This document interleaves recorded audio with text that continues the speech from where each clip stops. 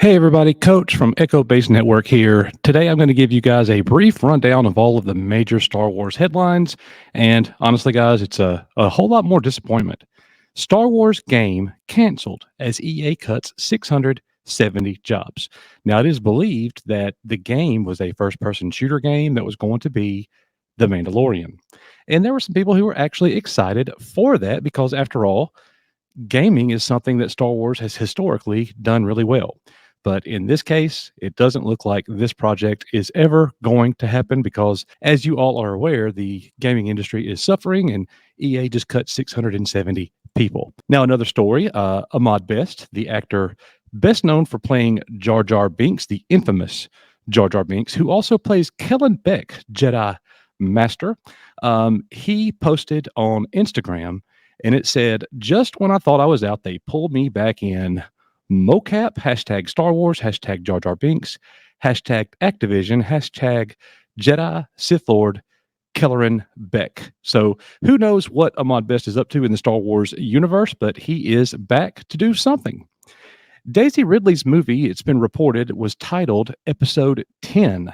And there is word now that that is in fact not going to happen. The word spread that it was episode 10, A New Beginning, but it's looking like, if the leaks are correct at this time, the movie is actually going to be called New Jedi Order. And it will not be episode 10, as it will not be considered part of the Skywalker saga, though Rey certainly does identify as a Skywalker. And in another bit of news, Amandla Stenberg talked recently about Star Wars and the Acolyte. She said, in the context of the Star Wars universe, it's a time of great peace, theoretically.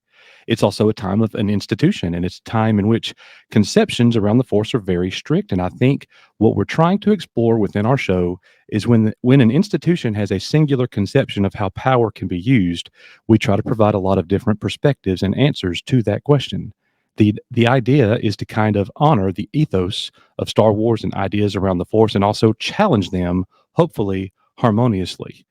Not really sure what she means by challenge them, but ladies and gentlemen, we'll be finding out in the very near future. And I promise you, I do not think it is going to go well. Lastly, Hayden Christensen has spoken in an interview, and he talked about the fans and how the prequels were received. One of the questions that he got was, there's always going to be an element of negativity with characters and franchises that are this big. How challenging was that to deal with? And he says, because Star Wars has had the cultural impact that it has, these characters almost become public domain where people feel a sense of ownership over them. The character was criticized. My performance was criticized, and that part sucked. But I also felt like I had some context that perhaps helped a little bit. When episode 1 came out, there was a lot of excitement that they were making a new Star Wars, and it was going to be the backstory of Darth Vader. But I had friends that were upset that the character was starting off as a young kid. And I watched the film and I loved it. It was everything I wanted and more. And I didn't understand the disconnect between the movie that I saw and the negativity in some of the reviews. In a way, that sort of criticism, I think, comes from a certain failure of their own suspension of disbelief. If you're going to go sit in the theater and the opening scroll starts with "A long time ago in a galaxy far, far away," that's setting the stage that anything is possible. These people don't need to sound and behave the way that we might expect. And if you're going to sit down and think that you're getting something that is of our current zeitgeist, then you're setting yourself up for something else. You know what I mean? You know, Mark Hamill said the same kind of thing just a few years ago before episode 7 came out, whatever that movie was called. I don't even remember now. And we're a Star Wars channel. Isn't that something? That speaks more to Disney than it does our channel.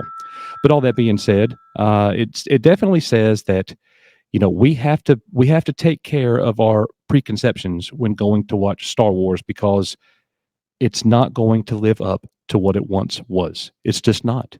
And as far as that is concerned, I agree with Hayden 100%. We have to check our expectations at the door. Maybe it'll be great. And in the case of Disney Star Wars, more than likely, it won't be.